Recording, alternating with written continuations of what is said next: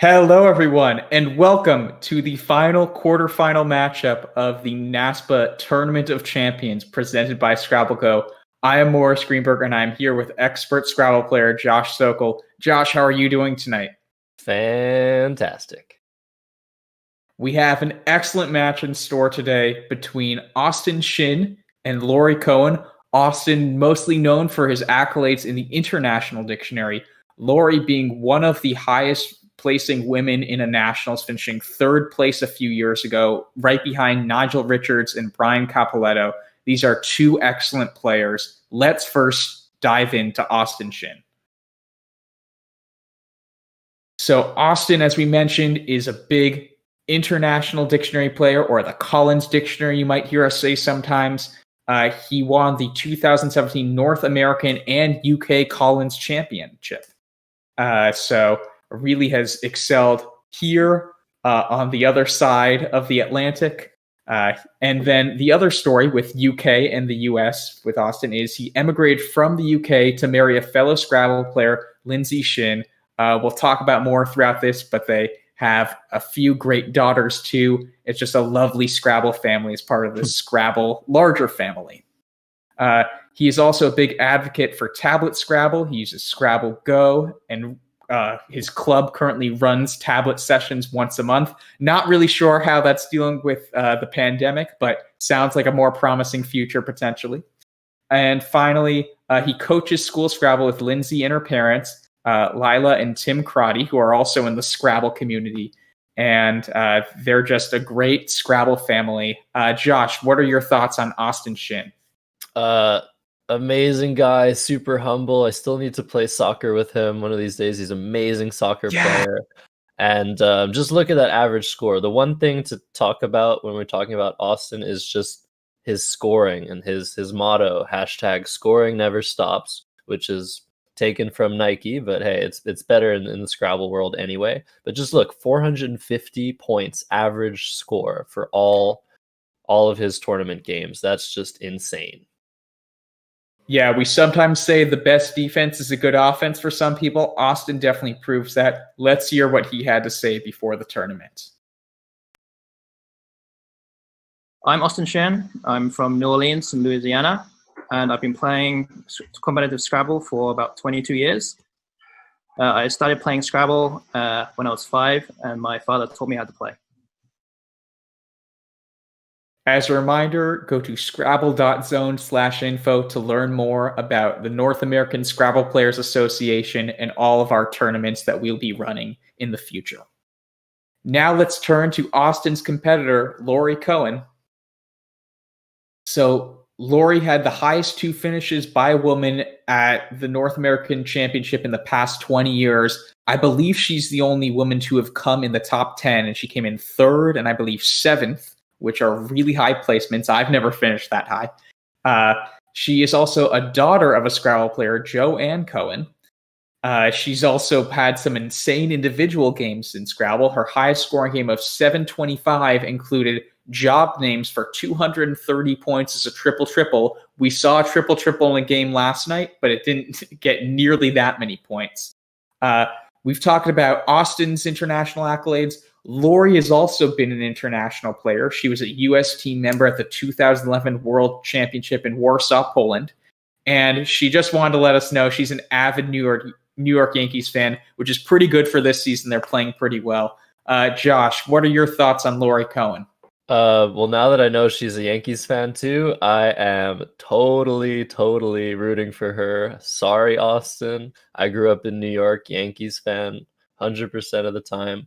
Also, if you look at her ranking on the bottom left, she's the top rated player in Arizona. I was able to visit her last summer. We played a couple games. She beat me. she's a force to be reckoned with, and I'm really looking forward to this matchup. I couldn't agree more. So let's see what Laurie Cohen had to say before her match tonight.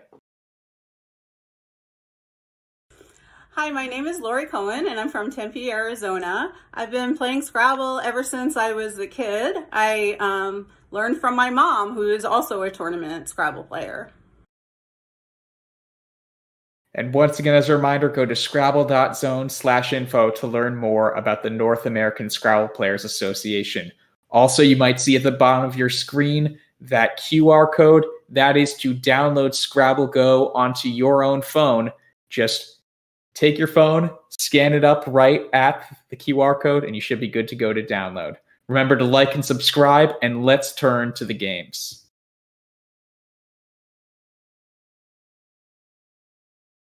All right. There are a lot of Laurie C's, it looks like. So the first task for Austin will be to decide which Laurie C he will be playing. We're hoping it's the one that is part of this match, but you never know. We've seen a few wild cards this tournament. Okay. Absolutely. I am I'm looking forward to this matchup. I really think there's going to be a lot of sparks, and let's just get it on. Yeah, so Austin starts off with ACGRSTT. Josh, I'm guessing you're going to look at something like crag. What are you thinking right now? Crag is correct. So the word crag scores decently. It doesn't give much back to the opponent. And of course, you're keeping 2 T's on your rack, which isn't ideal. But actually, that's not the worst thing in the world. And you're setting up an S hook with scrag. So that's the biggest thing. Scrag and crags will play probably. There's no way to block both of those at once. And Austin will have the opportunity to maybe go for an early bingo. Otherwise, you can play tracked, keep things a bit more chilled, I would say. Yeah, well, tracked scores a bit more, I think. So the scoring does never stop with Austin. You got to remember that. We both mentioned we aren't fans of the G. Just scarred us enough times, but maybe Austin has more luck with it. We'll see. Doesn't look like it this far, but we'll see. Yeah. Okay. So look at those fun little tiles that Laurie has. Yeah, so she has owl tiles, it looks like, and she's holding ADLNRW blank. Promising rack. I'm not seeing bingos right away. Are you seeing anything, Josh? No, but I'd be looking through the A, because she only has, as we see, there's one word that's playable. Wow. Land word. That's really cool. And she's look she's finding it. I mean, come on. Aren't these these players are just, they're fantastic. That's awesome. And she's deciding which D to put on the double or the triple letter score and which blank to put on the double letter score. So Laurie is known, I think, when she's doing really well, she's a very bingo prone player. So we saw some people in these past set of games sometimes forego a good bingo leave to just score more points. Laurie, from my understanding, tends to have bingos be her like bread and butter for games. So this is exactly the kind of strategy that plays right into her. Hard bingos to find like landward, and she takes a commanding lead as a result.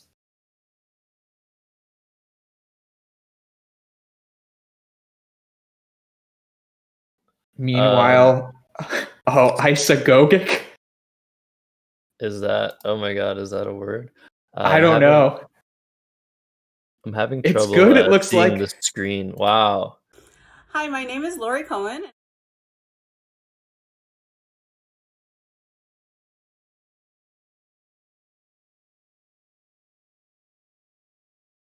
I'm really sorry about that. Yeah, my Discord crashed.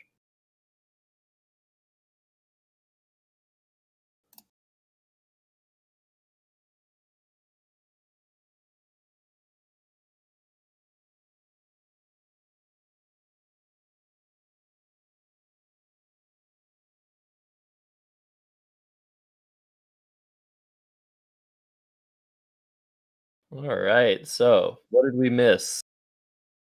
So it looks like Laurie responded with the parallel Fido, making 4 two-letter words. That's kind of also just a play. When you see it, you just got to play that scores so many points. It holds on to your leave. And tiles like the F and I aren't especially valuable, so you're fine getting rid of those. Yeah, it definitely seems like that's the play to make in almost no time at all. Isagogic. Wow, that is. I was not thinking of that word at all. I was just thinking, how is Austin gonna dump his G's and I's. That's so cool. Yeah, and so meanwhile, Austin has the J now. There aren't that many J spots right now. The O in Isagogic is normally a good tile with the J, but there isn't really much room to play through it. So he might try to do something like Juga through the A inland word, maybe Jew through the W. I'm liking Jugate, actually. Oh, Jugate is very nice, yeah. That's Jugate, everybody. Yes, it is not like Watergate for the tribe. So we have Quackle open now, and it looks like Jugate is one of the top options there. So yeah, I think it's okay, like to get rid of your last consonant, so long as you're not keeping like 3 E's on your rack. Rather, you're keeping 2. So sometimes EE will work out for you, sometimes it won't, but it's not the worst 2-tile leave in the game. So that's what I'll be hoping to see. See if he's doing that or Juga. yeah, no, Jugate is definitely a better idea, I think, than Juga. And based on Austin's first few moves of plays like Tract, opting to play more tiles, open up the board a bit more, I'm going to guess he plays Jugate, although he hasn't put down the other 2 letters yet. Yeah, there you go. There goes. There he goes. There you go. That's a champion level play for sure, for sure. Now back to Laurie, who has, again, too many vowels, same as Austin last turn. She's probably going to be able to score a decent amount, but can she keep a good leave here? Yeah, I mean, she has the O is a great tile to have when the J just comes down, but she doesn't have a ton of room there. It looks like she's going to find a very nice play of Rioja. Yeah, she sees it, but she's just thinking about it. And once again, we'll come back to this. If you find a good play, try it. What is the saying? I think I'm saying it wrong. If you see a good play, look for better. Is that it? Yeah, I think that's it. Something like that. Yeah. Yeah, no, it's definitely a good mantra. I've definitely lost games because I got too excited about a pretty good play and I missed the star play. So one other option that's a newer word is emoji that was recently added within the past few years. But I think this is also just fine. Especially go for it. We need some emojis in the chat for that. Like, I mean, it's such an apt word for this competition. If we don't have any emojis in the chat after this, I don't know what we're gonna do. Rioja is also a good play. I think it's because keeping the M is pretty good for scoring chances, and since Laurie's ahead, there's no need to keep 3 1-point tiles on her rack. It might still be a better idea to play emoji just for the extra points and chance at a bingo, but keeping the M is very safe here. Definitely agreed. And it looks like at this point that there's a lot of vertical words coming down, things like landword, Isagogic, Fido, and Rioja. If that continues, it's going to be hard to bingo on the left side of the board. It's most likely, if bingos come down during this game, if this continues, for it to be off of the E in Jugate or the T in Tract. So that's definitely something to monitor if that sort of style of going upwards rather than across continues. And the play of Rioja also blocked the extensions of Tract. So playing Tract in that particular spot opened up a possibility of contract or subtract. I know distract because we're not focusing on Austin's play that he just made. It's true. Okay, go ahead. Talk about No, OG. it's okay. I mean, it's one of those classic words you just need to know at top level play. There's all these vowel dumps like OG, agio, HEIO, kai, all those sorts of words, or acai, I guess is how you pronounce it. I just remember these things by how they look just in my brain for the game. But those sorts of words are just often needed just to clear out the bad stuff on your rack and get towards scoring 50, 60 plus points turn. Yeah, and whoever said the G was a bad tile, it appears that Austin has scored 120 points with all 3 Gs in the span of 3 turns. So that's some a lot GG status, right? That's some GG status. Some good game status. Yeah. Wow, this is a really cool find. Yeah. Wow, that I would never have seen that play. That's even though it's a French word, I speak fluent French. Vicomte. To see a word that goes MT and making a 2-letter word like RE, that's just really, really good. That's really cool. Yeah, and so, but this was what we were just talking about also, board shape-wise. It's going to get harder and harder to get bingos on the left side of the board with another play like that. Luckily, there is still in the second column, that is column B, if you see the kind of battleship-type grid when we zoom in on the individual player view. That could be an option for bingos, but my guess is most of those opportunities will come on the right side of the board horizontally. Right. And if I were in Austin's shoes right now, I'd try Wattler, because I think Waddle is good, but does not take the R. Yeah, you can see it's the 5th option there, Waddle for 25 points. It's actually a decent idea, making EW with the E in Jugate. But yeah, I would definitely wonder if Waddler was a word, but Austin's word knowledge is so good that he probably doesn't need that to try that.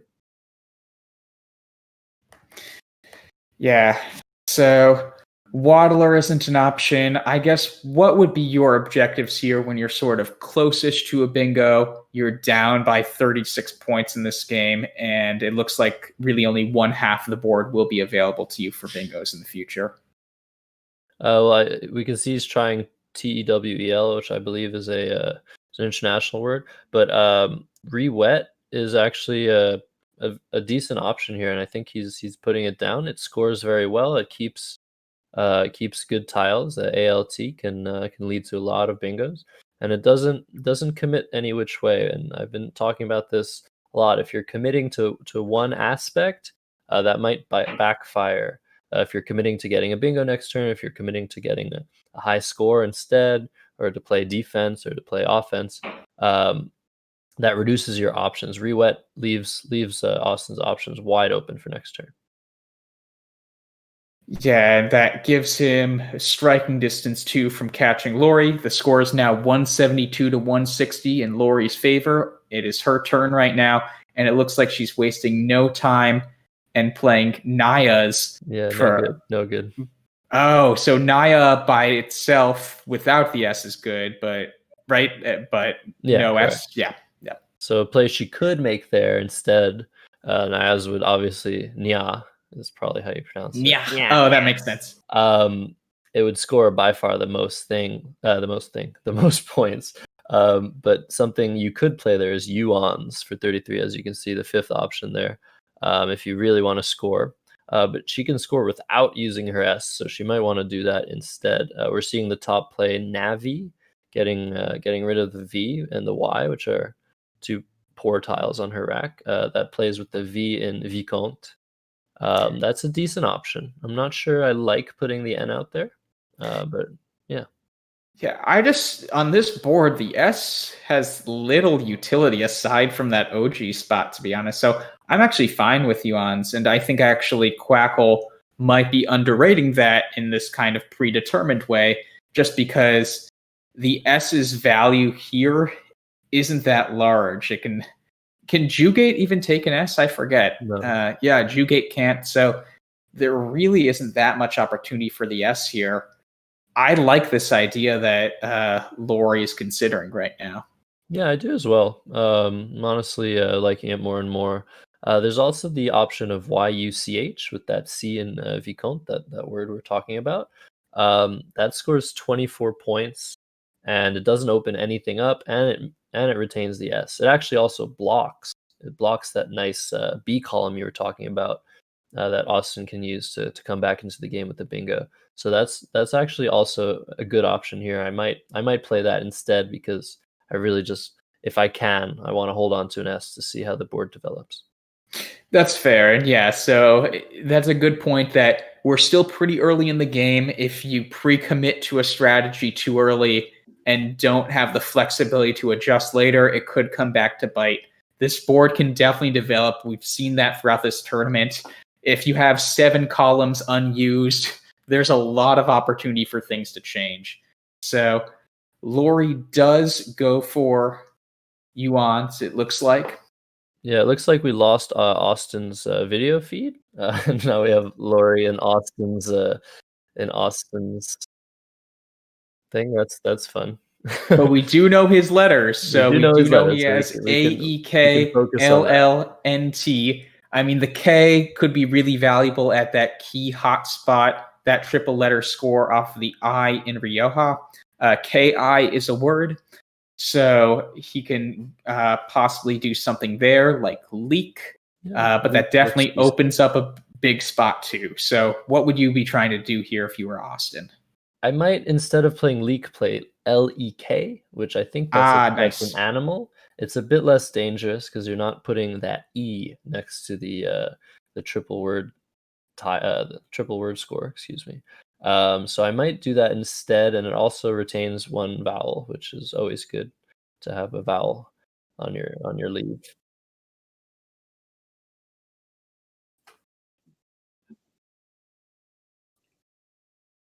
So we are getting word from our producer now that we think one of the players' app has crashed. So we'll be back in a few minutes. Just as a reminder, please like and subscribe the YouTube channel. Remember, this is brought to you by the North American Scrabble Players Association, which is NASPA for short. If you want to learn how to find words like landward and isagogic and make really good plays, try to join the organization and get familiar with our tournament scene. Also, feel free to hold your phone up to that QR code at the bottom of your screen. That will allow you to download Scrabble GO, and we'll be back shortly.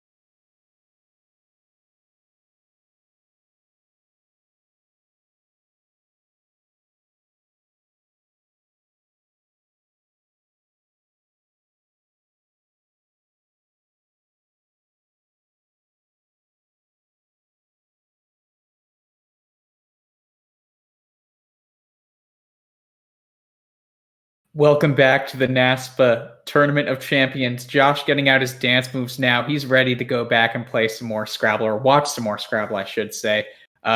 It was a really close game. I think it was 172 to 160 right before the break.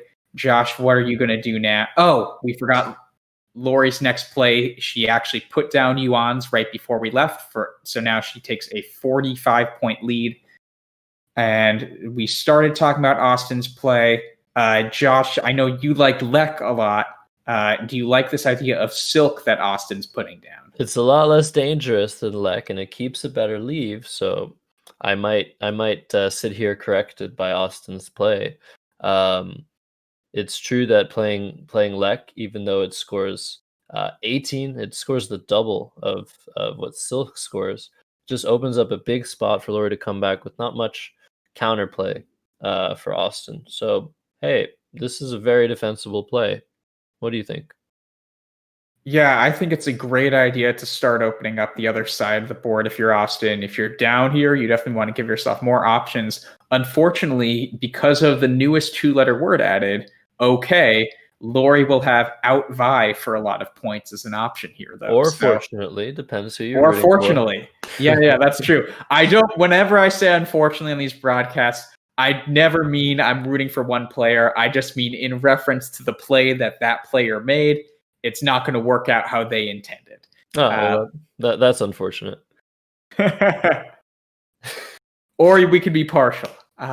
No, for the record, I am rooting for both these players. They're both excellent, and they're both already providing some great Scrabble play. Finding Landward and Isagogic, I probably would have missed both those bingos in a real game, so they're already light years ahead of me. And look what Austin drew. He drew XQ. Isn't that insane? When does that happen? Yeah, I remember, I think once I held like REST and drew 3 tiles and it was QXJ, and I was just like, what do I do here? That's a bit crazy. So he has now a lot of scoring options. It'd be interesting to see what he chooses. I mean, by far the best is playing Lex or Lax or Tax or even Nex in that spot we were just talking about next to Rioja. But once again, that opens up some nice comebacks for Laurie. So who knows? There's also Latex that scores by far the most. Well, not by far, but by 1 point. And you can also just drop the Q, which is what I really like to be doing. idea. That. Yeah, this is a really clever idea, I think. Oh, he takes it back, so he's considering playing an X play, but I really like just dropping the Q there. I just don't think this board's going to be that good for the Q long term, and I think there definitely could be opportunities for the X coming up, just because Laurie's just going to have to make a play that opens stuff up soon.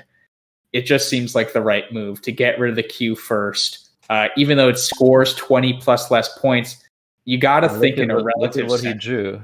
I know, he drew Explant. That's awesome. So, I mean, that just goes to show, like, these players, you see a huge X spot, and to have the wherewithal to just be like, you know what? Let me think about this. This Q is so bad. Let's just get rid of it now.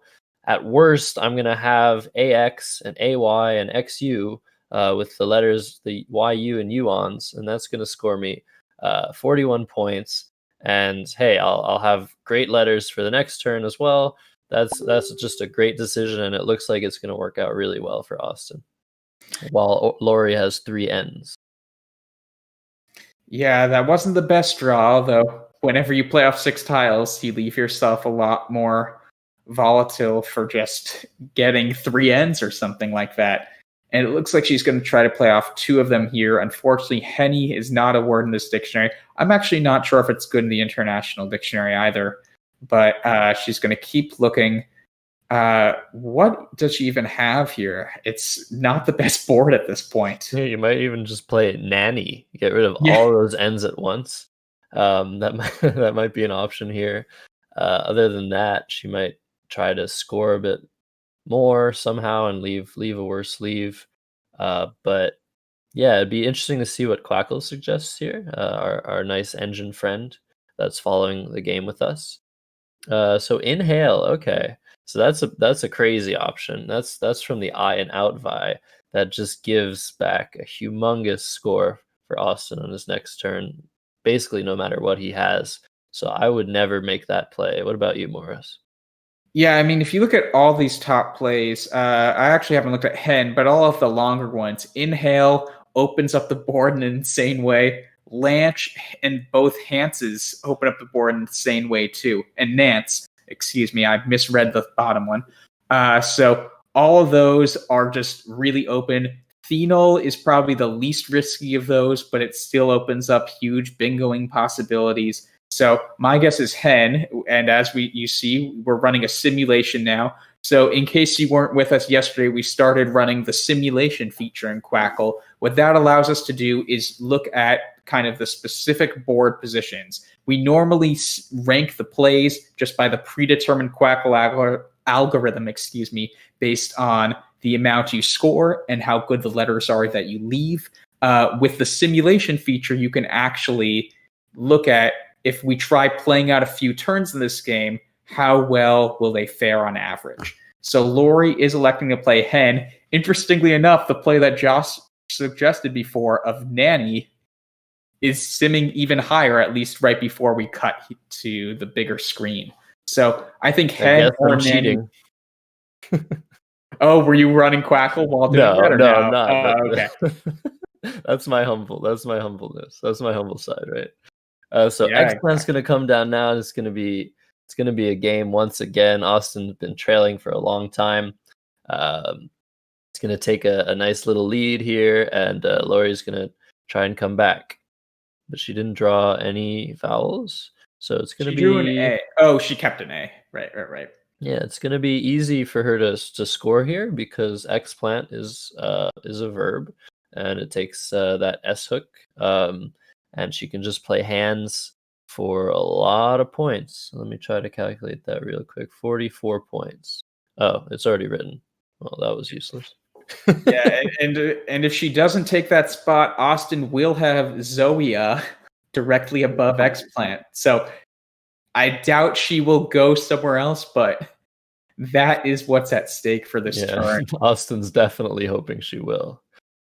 But I mean, Hand still gives him back a very nice spot for that Z tile, because Za, short for pizza, that's one of those words you need to know, and it can score so many points, especially in these sort of spots. It's such a huge thing to draw.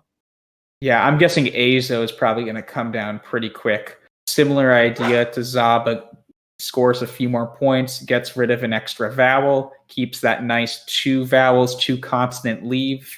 So I'm going to guess Austin doesn't waste his time. The one thing he might consider, but it's so much fewer points, I doubt he considers it that seriously, is do you want to block those key bingo lanes from X-Plant and play Azo for so many fewer points?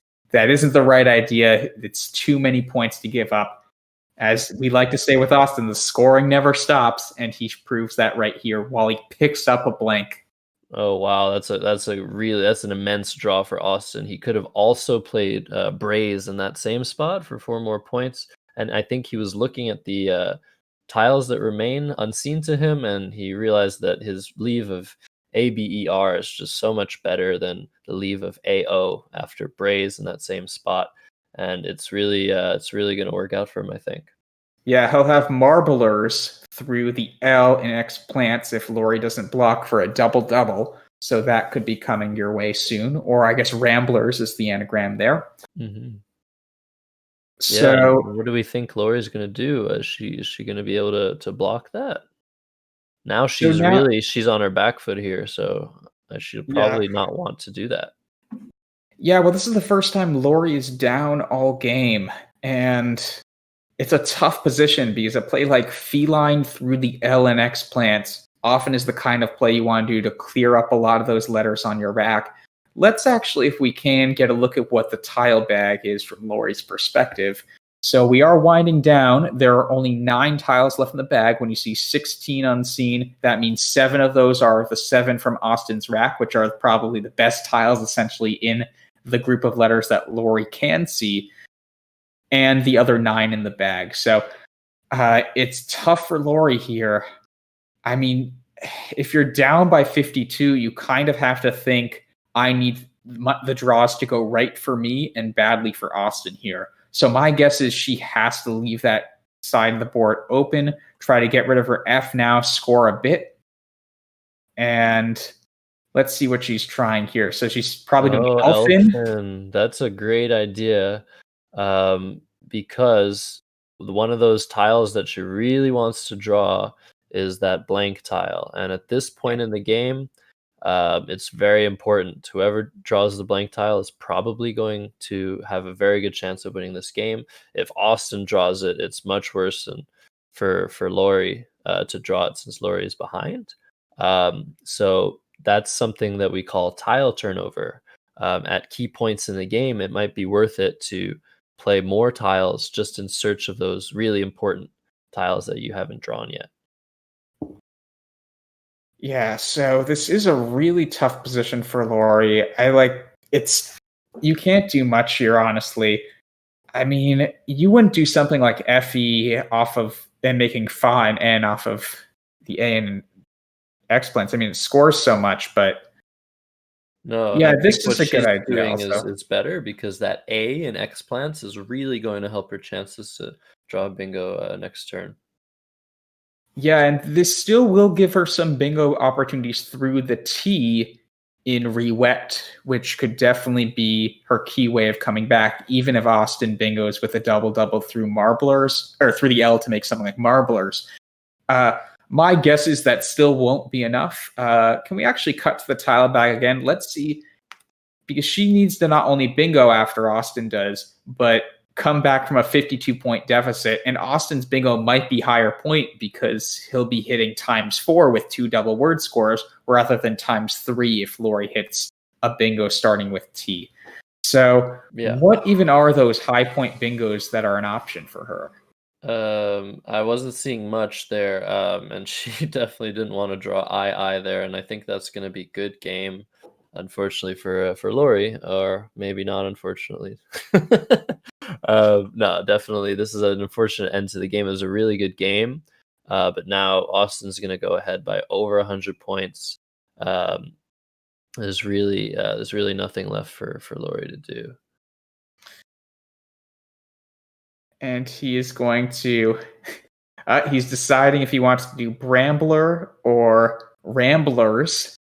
I think there is another B out, so I'm actually slightly surprised he went with that, but he's in very good shape now.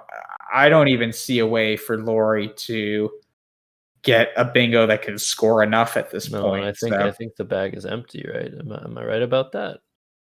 Oh, you're right, because there were 9 when Laurie played FEU and Austin just bingoed to empty the bag. So it's a 7v7 match right now, but Austin has a 129-point lead. So it's virtually impossible unless Laurie figures out the most creative phony that Scrabble GO somehow accepts. It looks like it is a W for Austin. Yeah, and now we're in the end game, and these players, I mean, even if they know they're going to lose, they still take the time to try and make the right play in the end game, because it's really good practice for when it does matter. As we saw yesterday, if you were joining us, there was an end game where there was only one winning play for Jackson against Cesar, and Jackson had the time to find that play. So end games are a very important part of Scrabble. It's the only time where you have perfect information about your opponent's rack in this sort of format. So she can calculate many options and really see what Austin will do in return. And unfortunately, this one is very, very rough endgame. But I'm sure we'll be seeing her probably at least score a lot of points or play at least 2 eyes off. So while we are waiting for Laurie's next play, just a reminder, this tournament, none of the players are playing for their own profit. They are playing for charity. There are 2 charities that we are having donated money to. One is the NASPA Foundation for Youth Literacy, and that charity works to foster literacy, mathematics, strategic ability, and fair play among students through the facilitation and organization of word game play.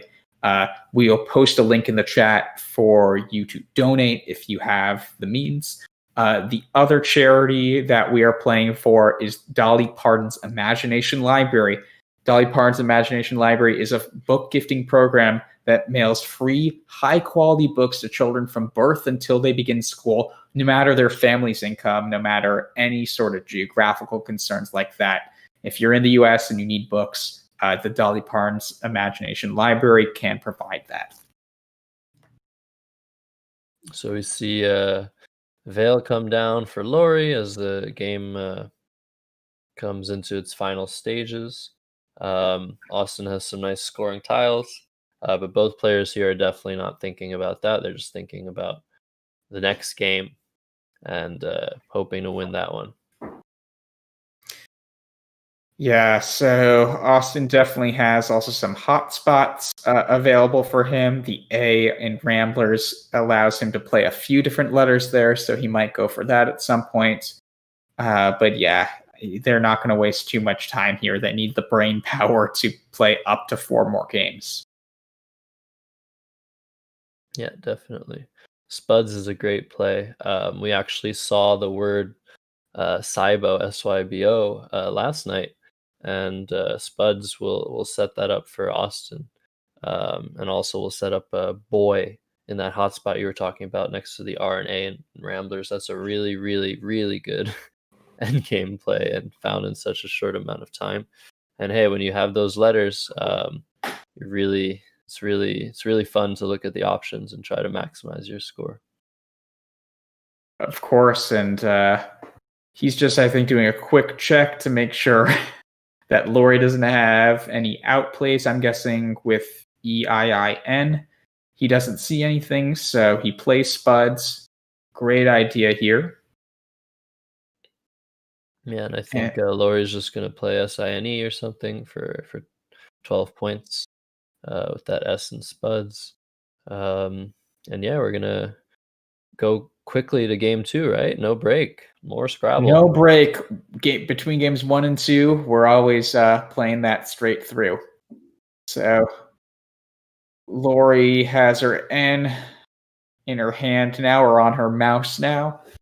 And she's looking at a few spots for it, potentially. Too bad there's not enough space after Azo, because Azon is a word in Scrabble. That's always a nice back hook. Yeah, Jugate would have been cool to see by Jugate come down at some point. I really like that word. I used it once to triple against former world champion Joel Wapnick. So that's a fond memory of mine. Yeah, and there's also adjugate, which is often more useful when we're being judged in a Scrabble game. So Austin finishes the game. He gets the win. Takes a word, 1-0 lead. Adjugate is a common phony, actually. Oh, is that a phony? Oh, God. Anyways, moving on. I was so good. Game. I didn't say any phonies yesterday, I don't think. And then really? today, I'm sure we could get a compilation at the end of this with all the phonies. All right, the rematch is incoming.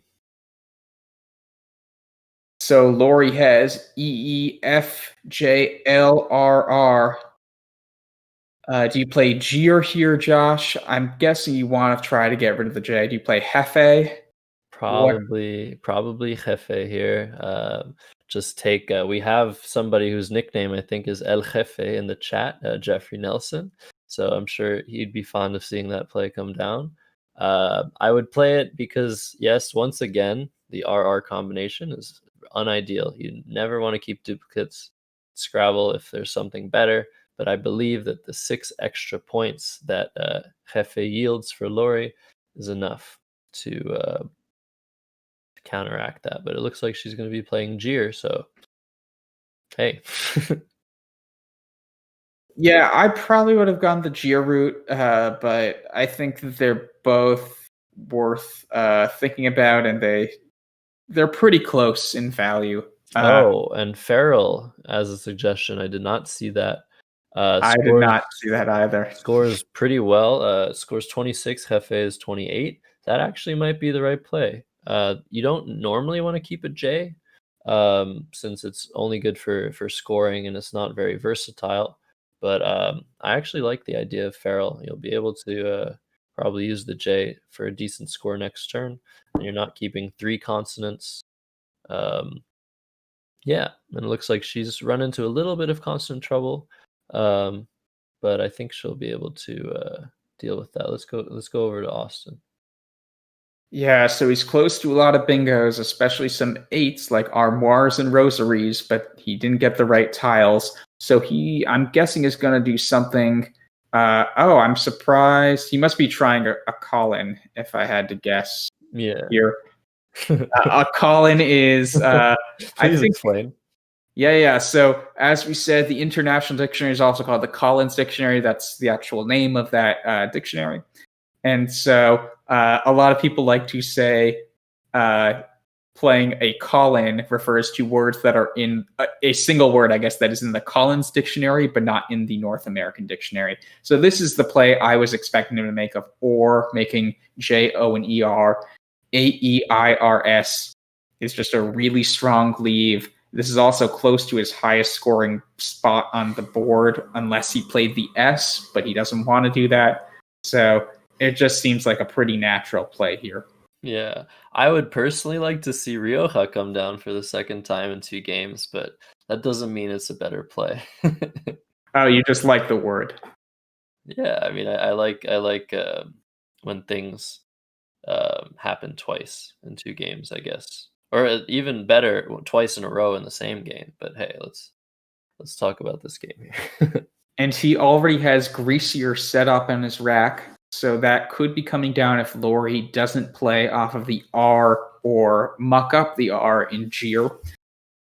Meanwhile, though, he did give some juicy spots, especially for Laurie's tiles. Potentially, OR can front hook with an F or a K or an M, so she could be looking at that spot right now. J-O-E is also a word, so she might be trying to see if there are any words that can play through there. Mm-hmm. And so she is going to do that of Kerf, which I think that's a great idea, especially in this kind of board. Now, if you play Kerf, you're basically a lot of the time saying this is going to be a tight game. And having a tile like the X, which scores a bunch, is really valuable in tight board games. So I think Kerf is a great idea. Do you agree with that, Josh, or would you go with a different route? I like the play of Kerf. I know that Laurie likes to play more open from time to time. So I mean, it'd be interesting if she makes this play, and she does. I am going back to the chat. Great.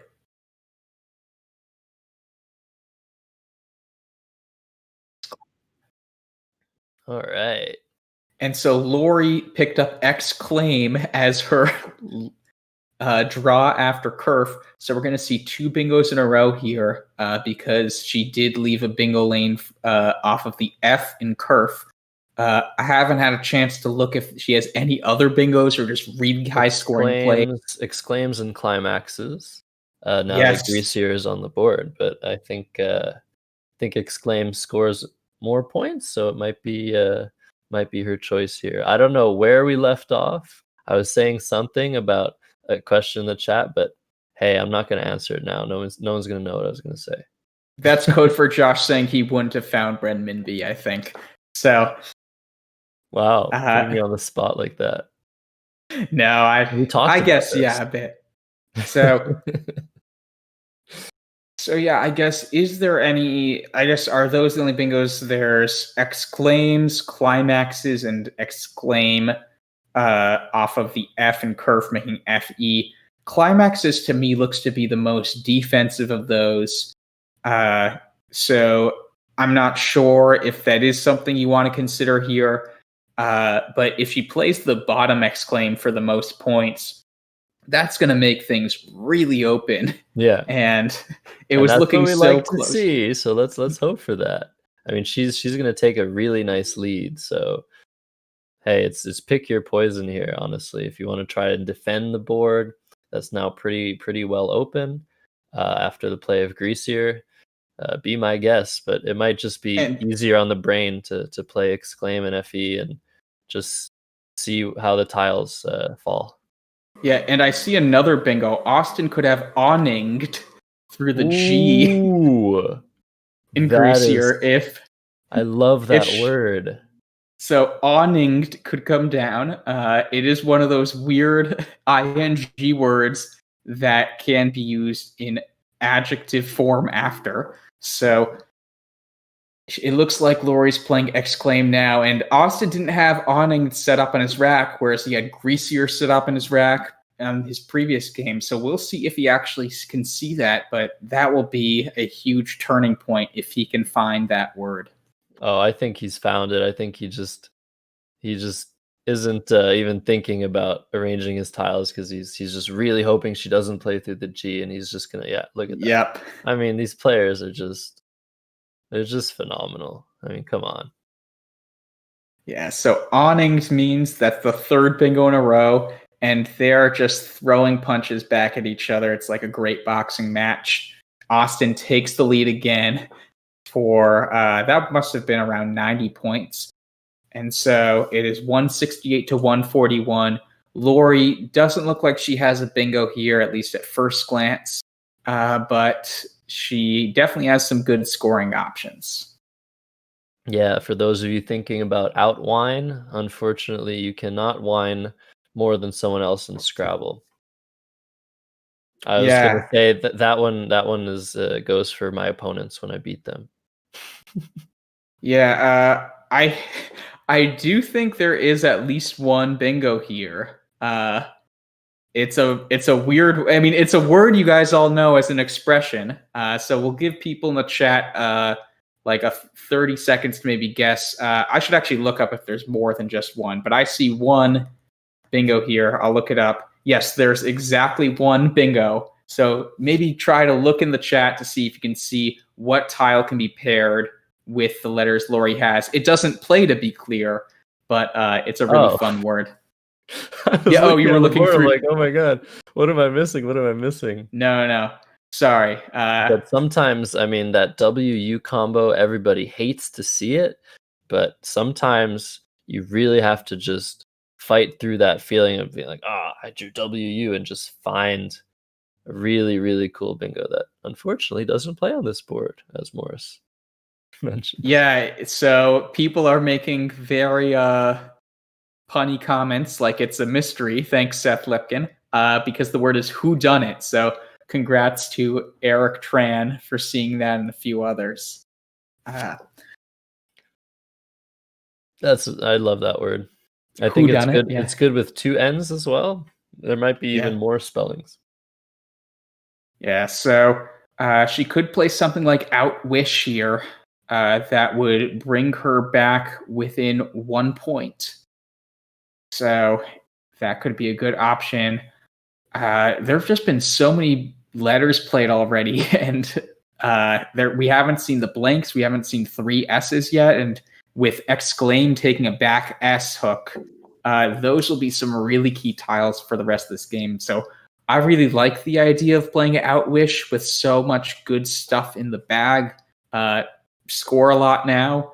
Give yourself more opportunities to pick up some of those letters. Would you prefer Who, Outwish, or another play, Josh?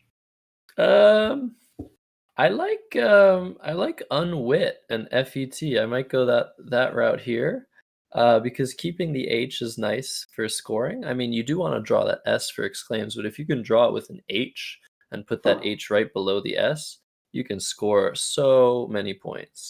So I'm kind of liking that idea here, but Outwish is probably the standard play here. Yeah, that makes a lot of sense. The H could definitely be a valuable tile on this board with the right letters.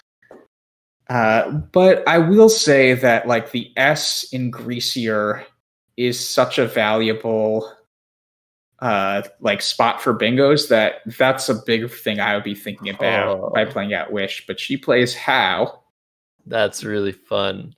She's really going straight for a bingo with her unit leave. That could work and that could not work. I think in this situation it did not work out for her, but if she could, I think that play gives her the best chance of a bingo next turn. So this is a very interesting option.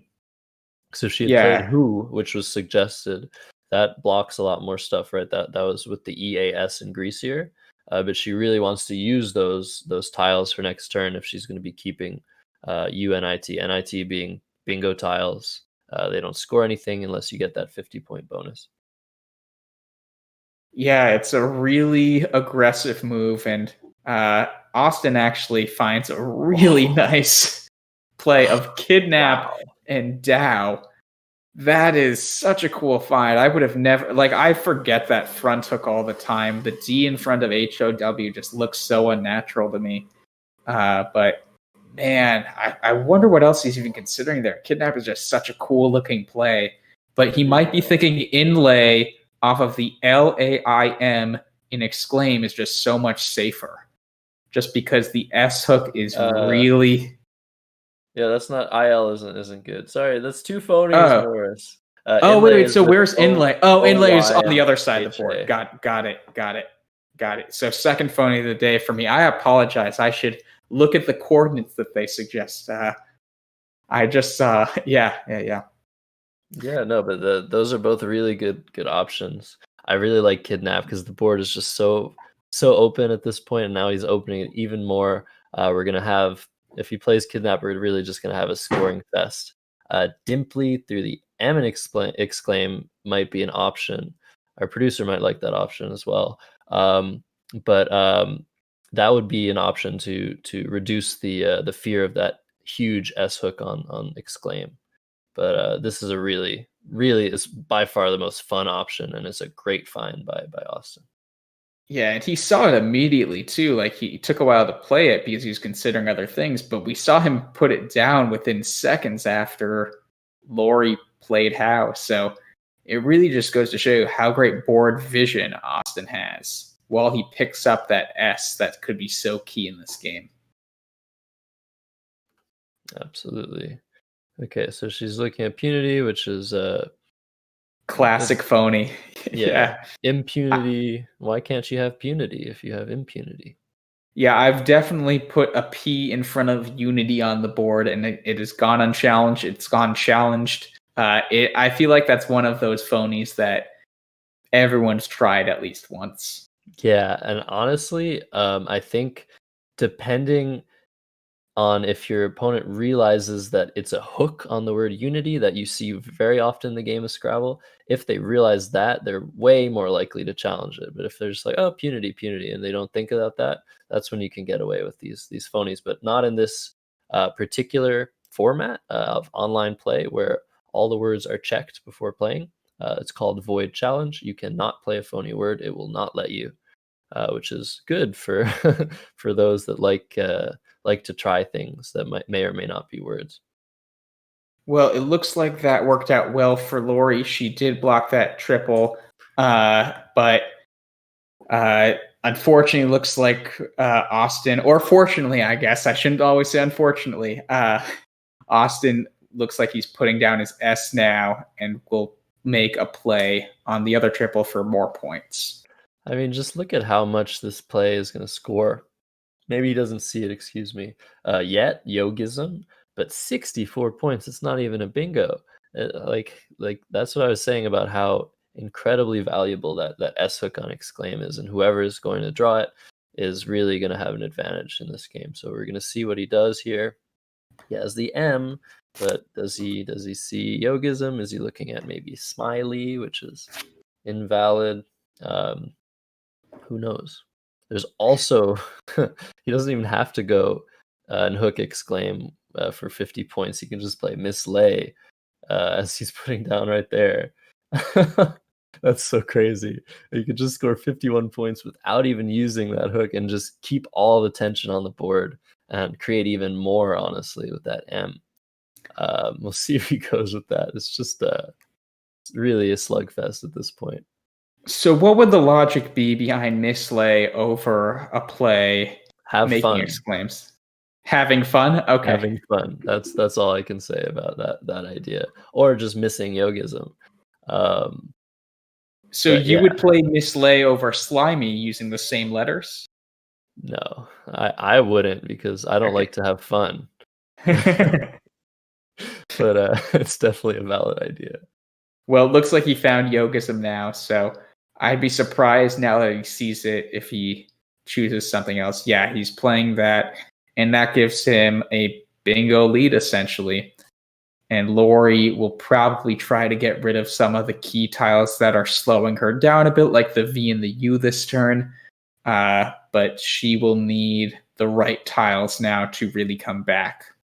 Yeah, and this is a key instance of where you realize that the U is just by far the worst vowel to have. I mean, the only thing that saves the U is the Q. And LAURIE might be regretting her decision of playing how and keeping that U, even though it was definitely a very good leave unit. It could have worked out really well for her, but when it doesn't work out and you draw a second U, it's just taking you two turns to get rid of it.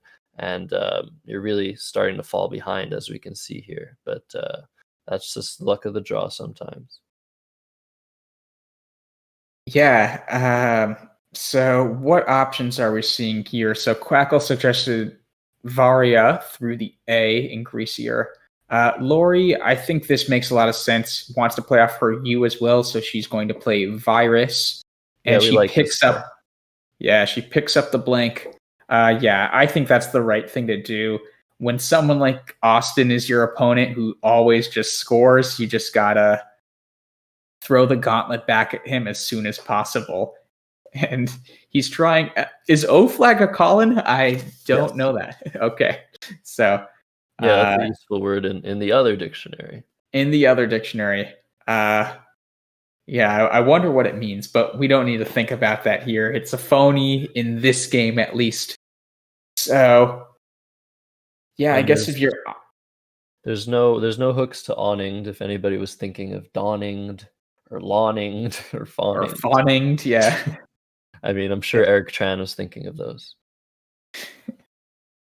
Yeah, shout out to one of our quarterfinalists, Eric Tran. We loved seeing him play a few days ago, and he brought it, but he just didn't get quite the right tiles. But yeah, if you're Austin here, I guess could we look at the tile bag potentially? Because this board, it's not nearly as obvious as some of these other boards we've been seeing where how the board is shaped dictates your strategy. It's open enough that there isn't one key spot you have to address, and there isn't one key area where Austin can set up exclusively for himself with flexible tiles like both blanks still out. So really a lot of the board dynamic stuff we've been talking about these broadcasts probably is a lot harder to discern for most human players here. Absolutely. I think Float, the same spot he was going to try to play O flag, and I think that's probably the play here. I think he was considering playing Flog somewhere like making AG with the A and awninged.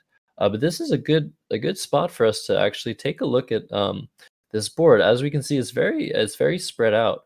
However, if you take a look at all of these squares between Pouty, How, between Jeer, Exclaims, under Virus, a lot of those squares are just dead space that will not really be able to be used within with the rest of the game. So we could see in maybe 4 or 5 moves there'd be a really a big dearth of options for both players, because they've already utilized so much of the board, and many of the plays they've made are really controlling a lot of space that's now going to be going unused. So we'll have to see how that develops. That's a term called board exhaustion, if any of these upcoming strategists are interested in studying that. And if you do want to get better at Scrabble, now is the time to visit scrabble.zone/info. There's a lot of tips to learn about the game, and there's just so much strategy, so many words to learn. It's just a great game, honestly. That's why we're here.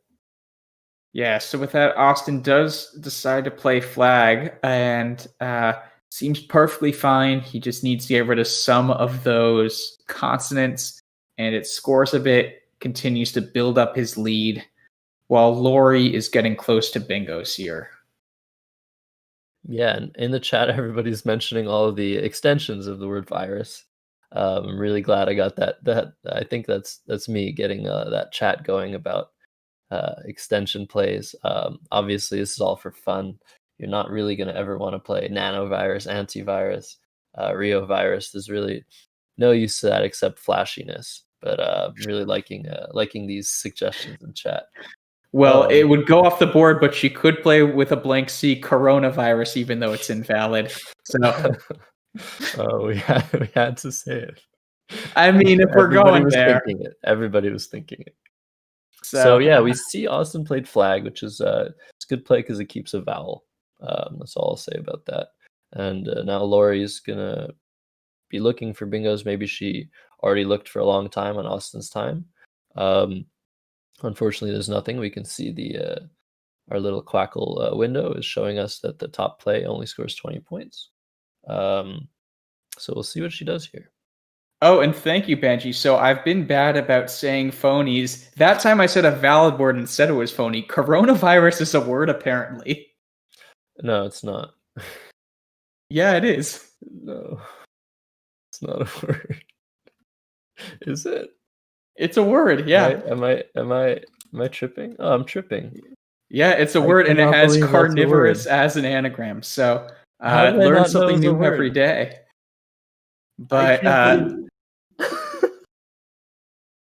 okay, sorry, I'm gonna need a moment here, Morris. Please take over. What? Yeah, for sure. So as Josh just sits dumbfounded of the validity of the coronavirus, Laurie plays what I think is a really good idea of Roan. It creates another bingo lane that could be key, and she picks up the second blank at the same time, so she will be bingoing next turn. And we'll see if Austin scores enough here for him to maintain his lead after Laurie bingos, but this is actually going to be a very close game. And once Laurie hits her bingo, Josh's point before of board exhaustion could really come in. Roan, however, sets up a G hook. That's true. That is very true.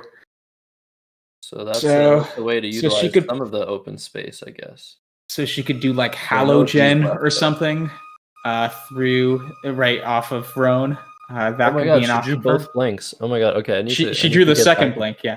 So she drew the first blank before. After she played Roan, she picked the second. So something like halogen would be possible off of Roan to make groan. I'm wondering if there's any plays that are on column 14 that put the H in the triple letter score. That would be something I'd be looking for too here. I guess something like, nope, I was going to say Senhora, but no, RO is not a word. So yeah, I think halogen's probably going to be her high scoring play as Austin's considering Adbot. Yeah, Adbot is a decent idea. The DLT is probably the best leave he has here, unless he exchanges tiles. And it also starts dealing with the open space remaining on the board. So I like that since Austin's now ahead by 70 points, which is a very healthy lead. He will be actually on his back foot after Laurie's play, I think, but not by that much. So we're going to have a really good game here, I think. Yeah, and so Hexagon also comes up that G spot, but the other word that we were looking at, we were trying to put an H in that triple letter score on column 14. So Anathol is the one word that plays there, and that scores 88, whereas the two bingos making groan score only 81. So Anathol would be a really nice find here. and there are no G's left in the game. So from Laurie's perspective, at least, yeah, I guess from both players' perspective, so it shouldn't be too much of a worry to keep that spot open, unless she's nervous about Austin potentially bingoing down to the R. So yeah, that's definitely not a consideration at this point. And it's really, right now, it's just up to brain power, just sorting through all the possibilities. And when you have 2 blanks, there's no way that you're going to be able to find every bingo you have. What you need to do in these situations, I mean, 1 blank's already hard enough. What you need to do is do what Morris was suggesting, is like, okay, how can I score the maximum amount of points here? It looks like putting that H on that triple letter score is going to score a lot of points. So from there, you might be able to find the word anaphil once you already have 1 letter in position on the board where you want it. Interestingly, we're talking about, I mean, halogen and hexagon may be scoring the most, because normally when you're playing on a triple word score, that's the best bonus score in the game. So you're going to assume that your plays there are going to score the most points out of anything else. But as we can see, 7 points difference because that H is tripled. Those triple letters, double letters, and then double words can sometimes score more than just a triple word and a double letter. So that's really interesting. Just always count your plays. That's my tip, I guess. yeah, and so while Laurie is figuring out what her best bingo is, 1 key tile left is the Q. There are 2 U's left, so if you're... Oh, I guess Austin picked up the Q. I forgot that. So never mind. He will be able to play it for a lot. So I was going to say, if you don't have the U with the Q here, this board's pretty bad for it. But Austin actually is in the opposite position, where he will likely... Actually, he has quote, I think, next turn off of Adbot, right? Yeah, and I think he had quelled as well. I don't remember what his rack is. He has multiple T's, I think, not multiple L's. So okay.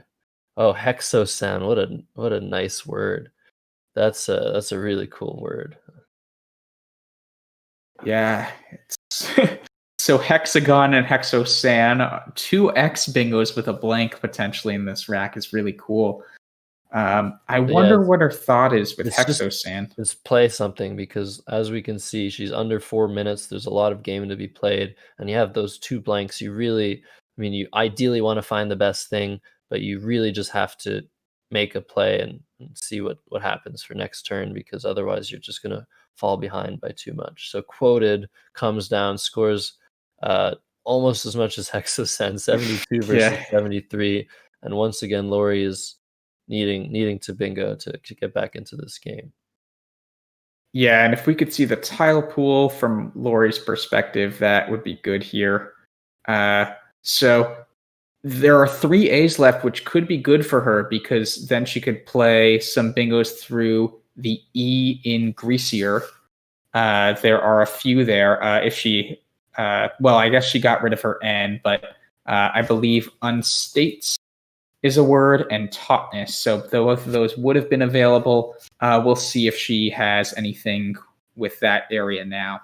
But I like the idea of setting up her S here by playing ton, and she played it super quickly. She saw it right away. Austin might block there with za if he sniffs out Laurie's play, but he has a few different Z spots if he doesn't think that's worth it. And I think just scoring here, I mean, he's going ahead by that over 100 mark, which is really, really key. When you're ahead by over 100, there's almost nothing left to worry about. Just make sure you're not emptying the bag. Make sure you're not allowing your opponent to get something humongous, and it should be an easy win. Speaking of easy, Laurie's bingo on this rack is an easy one, I would say. But the spot for it is less trivial, or more trivial. Yeah, sorry. She can play the word easiest here for 75 points. But it might not be enough. Yeah, so it will empty the bag too. So I'm guessing it won't be quite enough. So we've only seen one 1-to-1 start for any of these matches so far. There have been 3 2-0 matches. Or I shouldn't say this for sure, but it's looking pretty hard for Laurie to come back enough here. So if that's the case, this would be the third 2-0 start. So we'll see if Laurie can kind of set the tempo in the next game. But Austin just got a lot of great plays. Yogism, I mean, that just scored so much. Quoted also. So sometimes you can get so many points without bingoing. And then if you also get Greasier and Awninged too, I mean, it's really hard to win after that from Laurie's perspective. Yeah, and even, Yogism scored more than Greasier. Quoted did too. Quoted scored more than Greasier and Yogism. So yeah, I mean, this is just a situation where Laurie had nice bingo tiles, but they weren't enough to compete with Austin's scoring tiles. Bingo's 60 points, maybe 80 points, maybe. But 2 scoring plays is just as many. So if you're able to do that, it's just as good as a small little play and a bingo. So yeah, Austin's gonna take game 2 here. Wow, that's an interesting suggestion of lap. I mean, the spot that he's supposed to play in here, honestly, is that spot at M5, as you can see next to Hexosan. Ahi, the type of tuna is a word, and he can play a 3-letter word down there. I was thinking of nav, N-A-V, but for some reason, lap is a better play, I guess, because it keeps a really nice. Well, it's so lap. Actually, they're suggesting not to put there, but to put a few spaces down, right? Oh, I see. Yeah, because you need to block. Okay, you need to block Cobb. I see. Yep. That's really interesting. So lap making pay instead of pet a few spots below. That's the spot that Quackle's talking about to block Cobb. Yeah, I mean, it's a solid idea. If Austin doesn't find it, I don't think we'd fault him. If you have a win at this kind of tournament where you just need to get 3 wins to move on, you just kind of want to speed up this game and focus on the next one.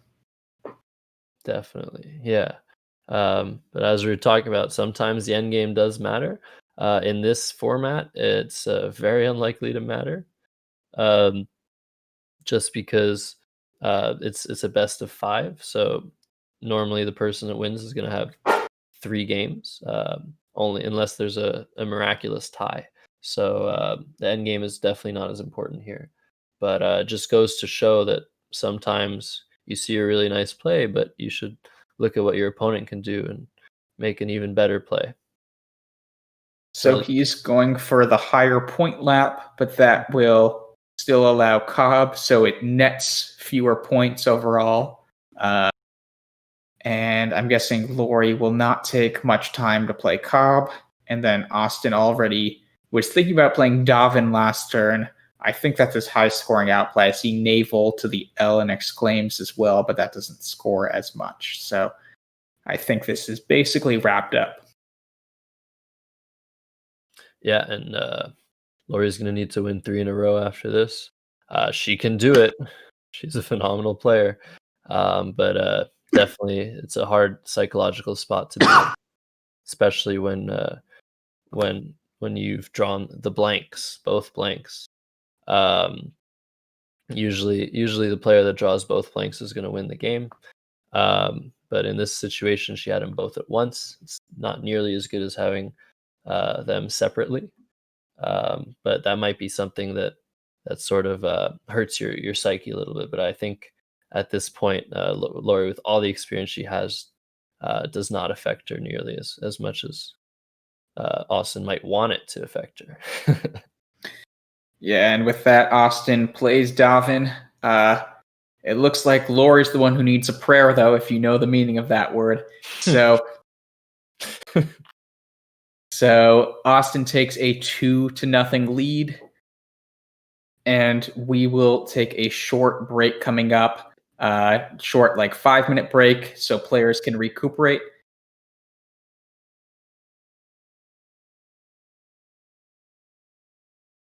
So with that, just a few reminders. This tournament has been brought to you by the North American Scrabble Players Association. If you want to get involved in the tournament scene, you should totally check out scrabble.zone/info. Reminder also, this tournament is being played entirely for charity. If we could throw some links in the chat to the Dolly Parton's Imagination Library and the NASPA Foundation for Youth Literacy, that would be very much appreciated if you can help out both these causes. Josh, are there any final thoughts? Maybe what you're looking for in Game 3? What are your big impressions from the first two games? Well, now it's 2-0 for Austin, so Laurie needs a win in the next game, needs to win the game after that, but she needs to focus on the next game. And I think we're going to see some nice aggressive plays by her, trying to get ahead early on.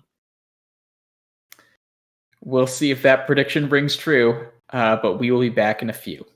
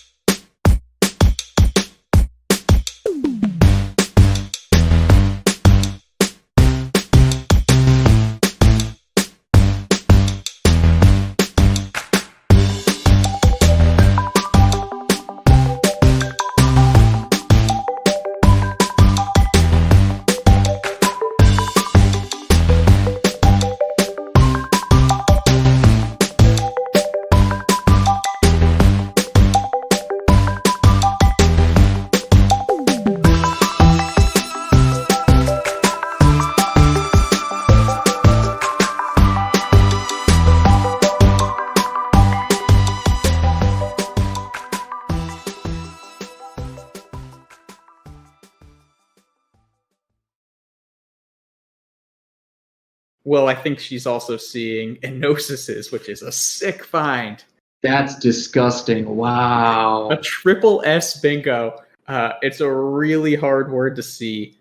So she doesn't even need to waste her time with these invalid words that I see. She can just go straight to the real deal. And that's why she's here and I am not. I would love a definition for that word if somebody in chat wants to let us know what enoses or enosis is.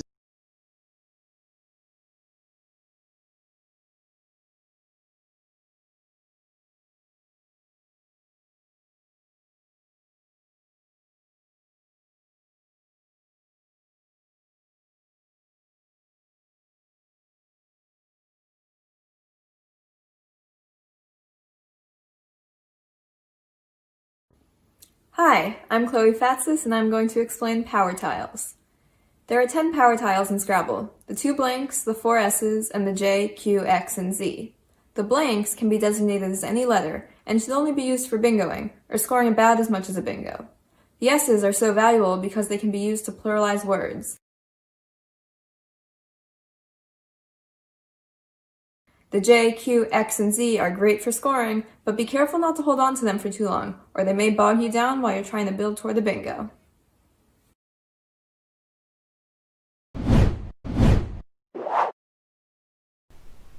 Hey, this is Cooper, and I'm here to tell you about hooks. A hook is a letter that can be added onto the front or back of a word to form a new word. Hooks allow you to play multiple words at a time and score more points. So make sure you scan the board so that you don't miss any tricky hooks.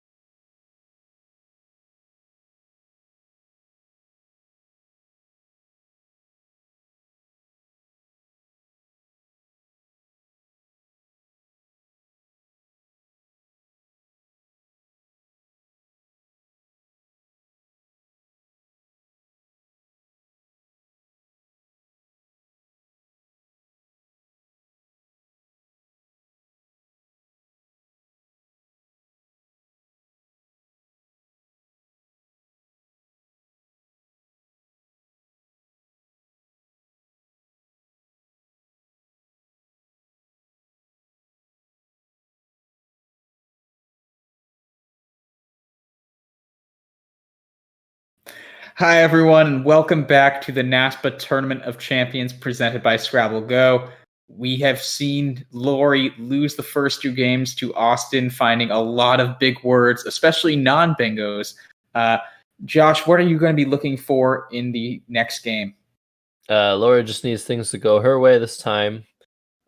She needs to get her rhythm going, and it should be smooth sailing if that does happen. But we'll see. We'll see if Austin is able to counteract LAURIE's rhythm. And with that, the players are ready to start game 3. As a reminder, this is a best 3 out of 5 series. So this one could be the last one. Or if LAURIE comes back, we could play a 4th or even a 5th game. We saw Jackson Smiley yesterday be down 2-1 and then get 2 clutch victories. It definitely is within reach for LAURIE to get 2, even 3 wins here in a row. So Austin's holding IIIT or LTTZ. That's very funny. He just played that word last game. See, this is what I'm saying. Like, the patterns is what makes Scrabble. I love patterns. We all like patterns if we're playing games like Scrabble and trying to identify, what the bingo is in Iraq, all those sorts of things. I think we're all team pattern here. So Okay, good. Austin takes a 26-0 lead, and LAURIE has a lot of clunky tiles right now.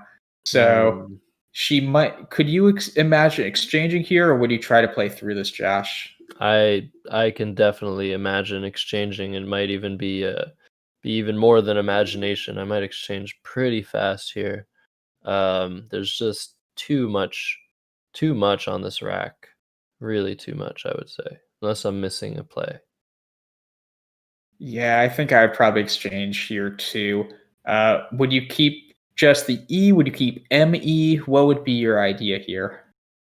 I like ME, MA, MAE even are possibilities here. The M does a good job at eating those vowels. Lots of words with the M use multiple vowels, so it's not a huge deal to keep that M with two more vowels. Normally, you really want to keep more consonants than vowels if you're exchanging. But I might just do MAU for the extra chance at getting an early bingo. But she decides to just plop down that Q.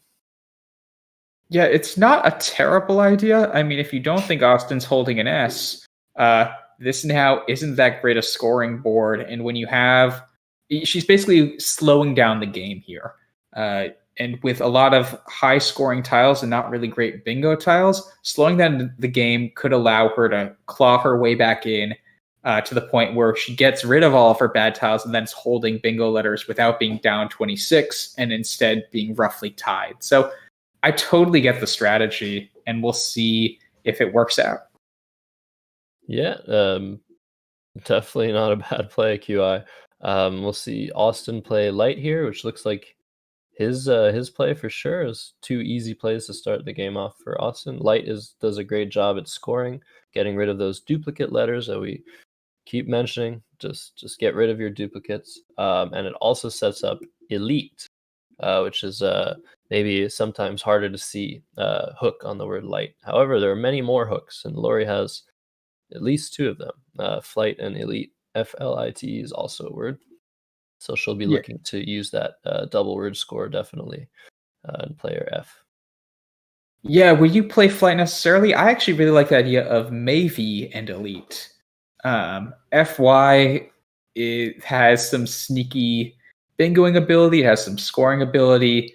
Whereas I dislike Fave, especially just because the I and the Y are kind of awkward together. So I would at a minimum like her to play 5 over Fave, but I think Mavie also looks like a really interesting option there. MAVIE and elite. That's definitely a play to consider. You're setting yourself up maybe for next turn to score pretty nicely with your F and your Y. I honestly prefer this, but Okay. that is a definite counter idea. 5 over Fave because the A goes better with the Y, it goes better with the M. It does create 5 does create an R hook as well as an S hook, 5er and 5s, whereas Fave only creates the Faves hook.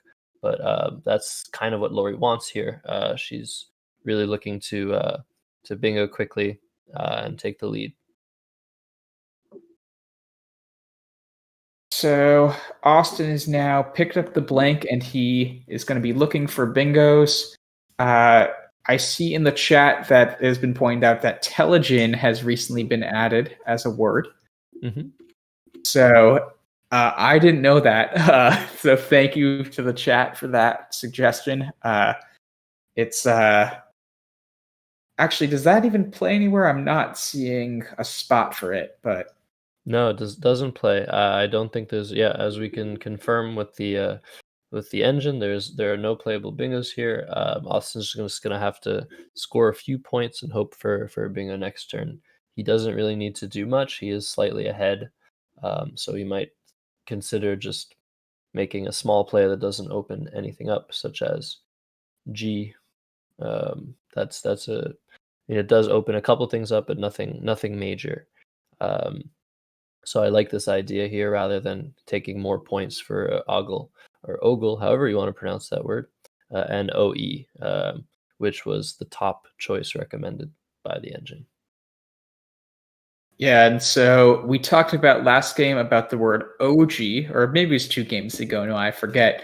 But G takes both an O and an A front hook. So even though Austin is setting up the O front hook, Laurie could cash in before with the A, especially because meanie with a Y is a word, right? I always forget those IE versus Y words. Yeah, it is. Okay, I was also worried that wasn't a word. Yeah, meanie is definitely a word, so she can do that this turn. Or yearn also could be an option. So one of those 2 could be coming down for Laurie. Yeah, either of those I think is defensible. Yearn has the added benefit of setting up that M for MY on that triple word lane, whereas meanie makes it a little bit easier for Austin to utilize that spot. But these are very small details, and I think they score the same amount. I'm really bad at math. They're pretty close. Yeah, they score the same. Yeah, so I mean, one thing from Laurie's perspective here, as she plays meanie, is when Austin makes a play like G.